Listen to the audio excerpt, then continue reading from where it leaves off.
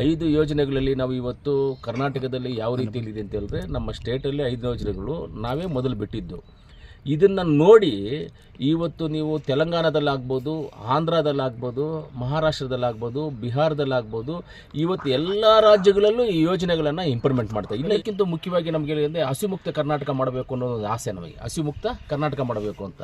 ಅದರಲ್ಲಿ ಹಸಿಮುಕ್ತ ಕರ್ನಾಟಕ ತುಂಬ ಇಂಪಾರ್ಟೆಂಟ್. ಇದು ಅಂದರೆ ಇವತ್ತು 2023ರಲ್ಲಿ ಚುನಾವಣೆಗೆ ಬರೋಕ್ಕೆ ಮುಂಚೆ, ಚುನಾವಣೆ ಏಪ್ರಿಲ್ ಮೇ ಚುನಾವಣೆ ಆಗುತ್ತೆ. ಅದಕ್ಕೆ ಮುಂಚೆ ನಮ್ಮ ನಾಯಕರಾದಂಥ ರಾಹುಲ್ ಗಾಂಧಿಯವರು, ಅದೇ ರೀತಿ ನಮ್ಮ ಕರ್ನಾಟಕ ರಾಜ್ಯದ PCC ಅಧ್ಯಕ್ಷರಾದಂಥ ನಮ್ಮ DK ಶಿವಕುಮಾರ್ ಸಾಹೇಬರು, ಅದೇ ನಮ್ಮ CLP ಲೀಡರಾದಂಥ ಸಿದ್ದರಾಮಣ್ಣವರು ಚುನಾವಣೆಗೆ ಮುಂಚೆ ಕೆಲವೊಂದು ಗ್ಯಾರಂಟಿಗಳನ್ನು ನಾವು ನಮ್ಮ ಕರ್ನಾಟಕ ರಾಜ್ಯದ ಜನತೆಗೆ ಕೊಟ್ಟಿದ್ವಿ.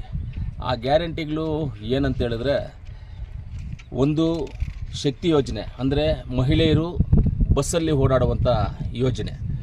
ಬಸ್ಸಲ್ಲಿ ಓಡಾಡೋದು ಅಂತ ಏನಕ್ಕೆ ಅಂತ ಹೇಳಿದ್ರೆ, ಕೆಲವರು ದೇವಸ್ಥಾನಕ್ಕೆ ಹೋಗಬೇಕಾಗಿರುತ್ತೆ, ಕೆಲವರು ಹಾಸ್ಪಿಟ್ಲಿಗೆ ಹೋಗಬೇಕಾಗಿರುತ್ತೆ, ಕೆಲವರು ಕಾಲೇಜಿಗೆ ಸ್ಕೂಲ್ಸ್ಗೆ ಟೀಚರ್ ಕೆಲಸ ಮಾಡೋರಿದ್ದಾರೆ, ಕೆಲವರು ಅದೇ ರೀತಿ ತಂದೆ ತಾಯಿ ನೋಡೋಕ್ಕೆ ಹೋಗೋರಿದ್ದಾರೆ. ತುಂಬ ಬಡತನದಲ್ಲಿರ್ತಕ್ಕಂಥವ್ರಿಗೆ ಉಪಯೋಗ ಆಗಬೇಕು ಅನ್ನೋದನ್ನು ಶಕ್ತಿ ಯೋಜನೆ ಅಂತ ನಾವು ಒಂದು ಶಕ್ತಿ ಯೋಜನೆ ಅಂದರೆ ಮಹಿಳೆಯರಿಗೆ ಕರ್ನಾಟಕದಾದ್ಯಂತ ಎಲ್ಲೇದ್ರೂ ಬಸ್ಸು ಫ್ರೀ ಅಂತ ಮಾಡಿದ್ವಿ. ಎರಡನೇದು ನಾವು ಗೃಹಜ್ಯೋತಿ ಅಂತ ಮಾಡಿದ್ವಿ. ಯಾಕಂದರೆ ತುಂಬ ಬಡವರು ಇವತ್ತಿನ ಕಾಲದಲ್ಲಿ ಎಲ್ಲೇ ಆಗಲಿ ಒಂದು ಹಳ್ಳಿಗಳಲ್ಲಾದ್ರೂ 10,000 15,000 ಸ್ಯಾಲ್ರಿ ಬರುವಂಥವ್ರು ಕರೆಂಟ್ ಬಿಲ್ ಕಟ್ಕೊಂಡು ಮಕ್ಕಳನ್ನ ಸಾಕಿ ಸ್ಕೂಲು, ಅವ್ರ ಮಕ್ಕಳಿಗೆ ಬಟ್ಟೆ, book, bag, pen, pencil, rubber ಈ ಥರ ಕೊಡಿಸ್ಬೇಕು ಅಂದ್ರೂ ಕಷ್ಟ ಆಗ್ತಾಯಿತ್ತು. ಅದರಿಂದ ಏನು ಮಾಡಿದ್ವಿ ನಾವು, ಶಕ್ತಿ ಯೋಜನೆ ತೊಗೊಂಡು, ಶಕ್ತಿ ಯೋಜನೆ ಒಂದು, ಆಮೇಲೆ ಗೃಹಜ್ಯೋತಿ ತೊಗೊಂಡು, ಗೃಹಜ್ಯೋತಿ ಅಂದರೆ 200 ಯೂನಿಟ್ಟು ಕರೆಂಟು ಕರ್ನಾಟಕ ರಾಜ್ಯದಲ್ಲಿ ಫ್ರೀಯಾಗಿ ಕೊಡ್ತೀವಿ ಅಂತ ಹೇಳಿದ್ವಿ. 200 ಯೂನಿಟ್ಟು ಕರೆಂಟು ಫ್ರೀಯಾಗಿ ಕೊಟ್ಟಿದ್ದೀವಿ.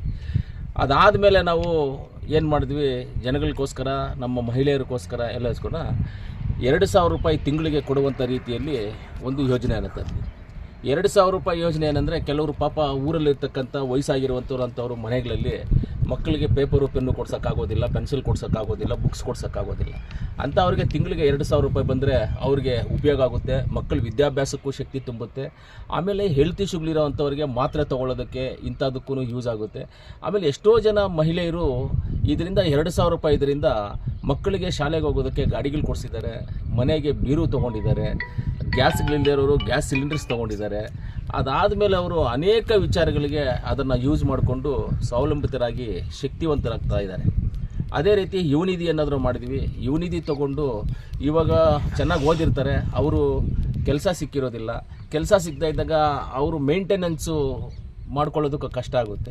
ಪ್ಲಸ್ ಎಲ್ಲೇ ಒಂದು ಜಾಗದಲ್ಲಿ ಒಂದು ಕೆಲಸಕ್ಕೆ ಇಂಟರ್ವ್ಯೂಗೆ ಹೋಗ್ಬೇಕಂದ್ರೆ ಅವರು ಒಂದು 10 ಕಿಲೋಮೀಟ್ರ್, 20 ಕಿಲೋಮೀಟ್ರ್, 50 ಕಿಲೋಮೀಟ್ರ್ ಹೋಗ್ಬೇಕಂದ್ರೆ ಹೆಣ್ಮಕ್ಳಾಗ್ಬೋದು, ಗಂಡು ಮಕ್ಕಳಾಗ್ಬೋದು, ಇಬ್ಬರು ಆಗ್ಬೋದು, ಅವ್ರಿಗೆ ಹೋಗೋಕ್ಕಾಗೋದಿಲ್ಲ. ಒಂದು 2 ವೀಲರ್ಲಿ ಹೋಗ್ಬೋದು, ಇಲ್ಲ ಒಂದು ಬಸ್ಸಲ್ಲಿ ಹೋಗ್ಬೋದು, ಈ ಥರ ಹೋಗೋಕ್ಕಾಗೋದಿಲ್ಲ. ಅವ್ರ ಹತ್ರ ಕಾಸಿರೋದಿಲ್ಲ. ಅದರಿಂದ ಏನಾಯಿತು, ಯುವನಿಧಿ ಅಂತ ಮಾಡಿ ಯುವಕರಿಗಾಗಲಿ ಯಾರಿಗೇ ಆಗಲಿ ಓದಿರೋರಿಗೆ ಕೆಲಸ ಸಿಗದೇ ಇರೋವಂಥವ್ರಿಗೆ ಅವ್ರಿಗೆ 1,500ರಿಂದ 3,000 ರೂಪಾಯಿ ಅವ್ರು ಕೊಟ್ಟು ಅವರು ಕೆಲಸ ಸಿಗೋವರೆಗೂ ಅದನ್ನು ತೊಗೊಂಡು, ಕೆಲಸ ಸಿಕ್ಕಿದ ಮೇಲೆ ಅವರು ಜೀವನಾಂಶ ಅವರು ನೋಡಿಕೊಳ್ಳುವಂಥ ಉದ್ದೇಶದಿಂದ ಇವತ್ತು ನಾವೆಲ್ಲ ಯೋಜನೆಗಳನ್ನು 5 ಯೋಜನೆಗಳನ್ನು ನಾವು ಕೊಟ್ಟಿದ್ದೀವಿ.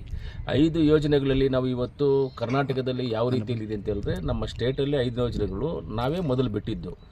ಇದನ್ನು ನೋಡಿ ಇವತ್ತು ನೀವು ತೆಲಂಗಾಣದಲ್ಲಾಗ್ಬೋದು, ಆಂಧ್ರದಲ್ಲಾಗ್ಬೋದು, ಮಹಾರಾಷ್ಟ್ರದಲ್ಲಾಗ್ಬೋದು, ಬಿಹಾರದಲ್ಲಾಗ್ಬೋದು, ಇವತ್ತು ಎಲ್ಲ ರಾಜ್ಯಗಳಲ್ಲೂ ಈ ಯೋಜನೆಗಳನ್ನು ಇಂಪ್ಲಿಮೆಂಟ್ ಮಾಡ್ತಾರೆ. ಇನ್ನೂ ಹೆಚ್ಚಿಗೆ ಕೊಟ್ಟು ಇಂಪ್ಲಿಮೆಂಟ್ ಮಾಡ್ತಾ ಇದ್ದಾರೆ. ಆದರೆ ನಮ್ಮ ಯೋಜನೆಗಳು ಸಕ್ಸಸ್ ಆಗಿದೆ, ಜನಗಳಿಗೆ ಉಪಯೋಗ ಆಗಿದೆ. ಜನಗಳು ಇದರಿಂದ ಸ್ವಾವಲಂಬಿತರಾಗಿ ಮುಂದಕ್ಕೆ ಬರ್ತಾ ಇದ್ದಾರೆ. ಇದರಿಂದ ಒಳ್ಳೆ ಕೆಲಸ ಆಗಿದೆ ಅಂತ ಎಲ್ಲ ರಾಜ್ಯಗಳಲ್ಲೂ ಇದನ್ನು ಇಂಪ್ಲಿಮೆಂಟ್ ಮಾಡ್ಕೊಂಡು ಹೋಗ್ತಾ ಇದ್ದಾರೆ. ಇವತ್ತು ತಮಿಳುನಾಡು ಚುನಾವಣೆ ಬರ್ತಾ ಇದೆ. ಇವಾಗ ನೆಕ್ಸ್ಟು ಏಪ್ರಿಲ್ ಮೇನಲ್ಲಿ ತಮಿಳುನಾಡು ಚುನಾವಣೆ ಇದೆ.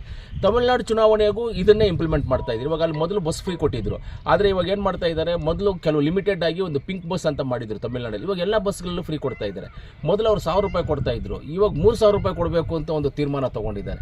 ಈ ರೀತಿ ನಮ್ಮ ಯೋಜನೆಗಳನ್ನು ಎಲ್ಲರೂ ಅದನ್ನು ತಗೊಂಡು ಎಲ್ಲ ಸ್ಟೇಟಲ್ಲೂ ಇಂಪ್ಲಿಮೆಂಟ್ ಮಾಡ್ಕೊಂಡು ಹೋಗ್ತಾ ಇದ್ದಾರೆ.